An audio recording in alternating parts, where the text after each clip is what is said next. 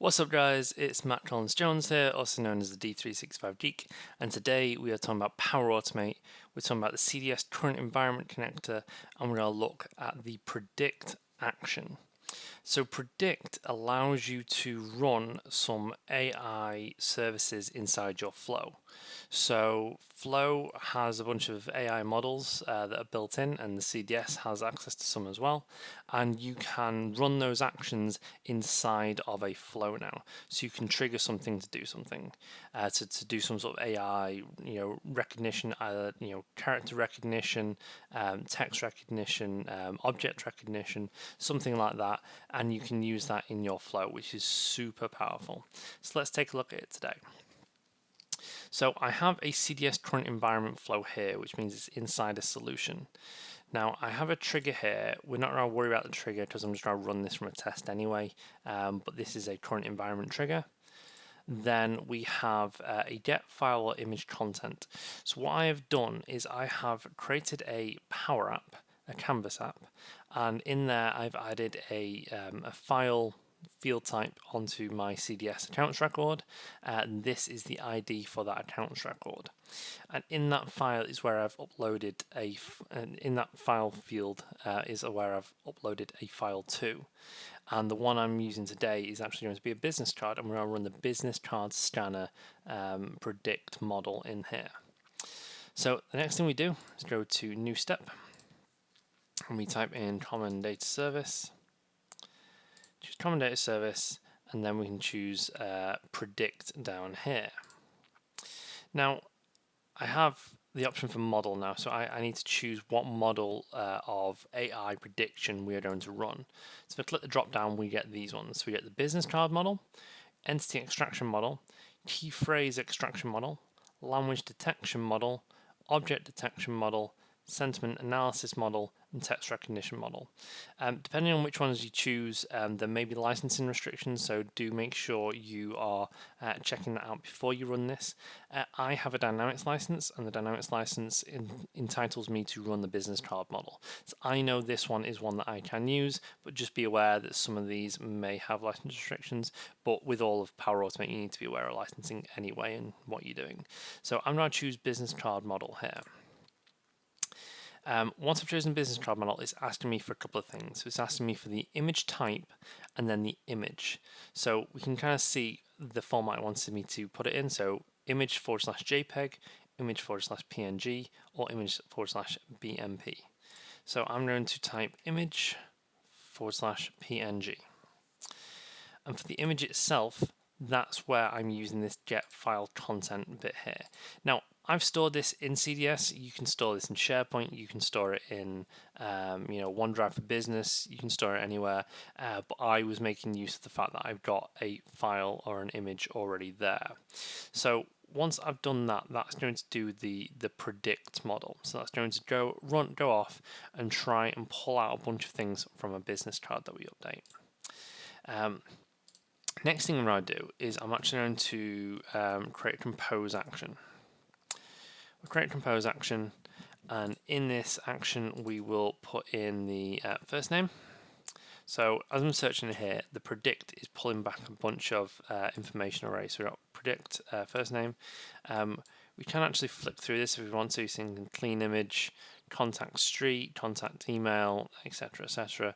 I'm going to go through and I'll pull through a few ones that I think should work. So contact last name, email address, and we're also going to try and email address, and then we're going to try and get a mobile number as well.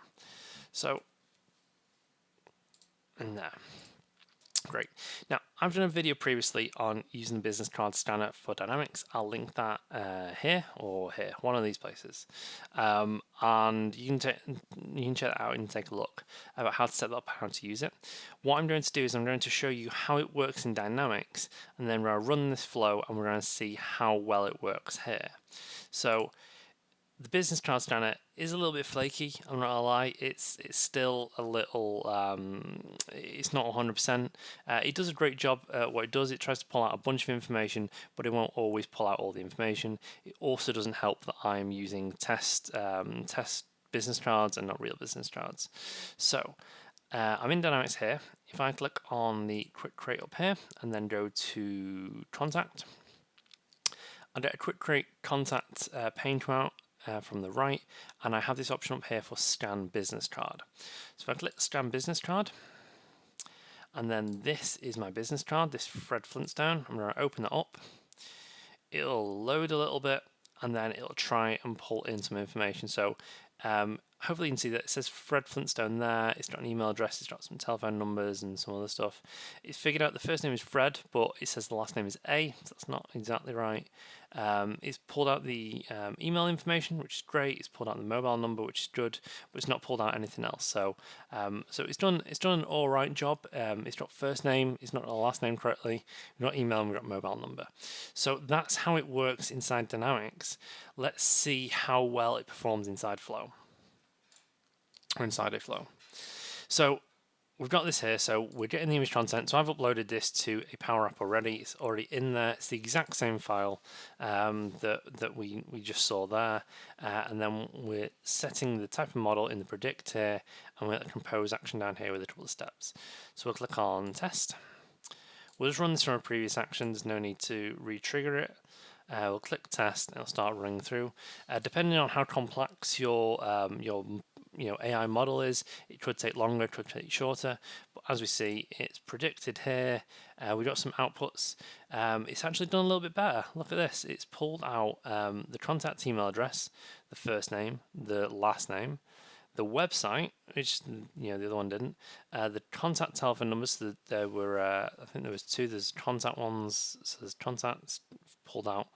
It's figuring out facts. The Fred Flintstone there, contact number there. It's telling me some data about everything else. So if I go down to my compose action, we've actually got Fred Flintstone. It's not figuring out the mobile number, which the other model did, but this is pulled out the email address, which I don't think the other one. No, the other one did pull out email address, but it has pulled out all the telephone numbers. So if I chose the contact telephone number there, which is the mobile number there, that would have pulled through.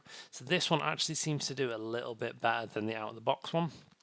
The out-of-the-box one for Dynamics, it's still a little bit flaky. This seems to do a much better job at this.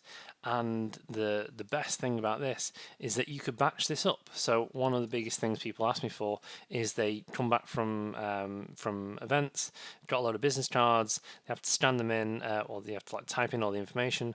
What you could do is you could scan all these into a drive, put it in OneDrive for Business, and then you could create a flow that goes through, picks up each one of those business cards, runs it through the predict model, and then creates a contact for each one of those with this information populated in. So it's super powerful, and the fact that we can call AI models is freaking cool, man. I love AI. I love stuff like this. It's one of the things that really excites me about where the platform's going. So this sort of thing is hella cool to me. So as always, I'd like to know what you guys are using this for. Let me know in the comments down below. If you like this video, please like and please share it with your friends. It's always appreciated. If you've not already, please subscribe to my YouTube channel. Click the bell if you want to be notified about new videos. And I'll see you next time.